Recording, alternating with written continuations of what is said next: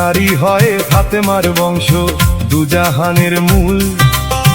এই নারী বাজাইলো যত ভবের গন্ডগোল। যেমন নারীর কারণে আদম বেহেশত ছাড়ে, নারীর কারণে জিদ বেঈমান ফোরাত বন্ধ করে, নারীর কারণ চণ্ডী দাসে শুকনায় বসি মারে, নারীর কারণ মজনু পাগল বনে বনে ঘোরে, নারীর কারণ কত মানুষ বাপ মায়ের মারে, নারীর কারণ কত মানুষ জেল খাটিয়া মরে, নারীর কারণ কত মানুষ বিদেশ চাকরি করে।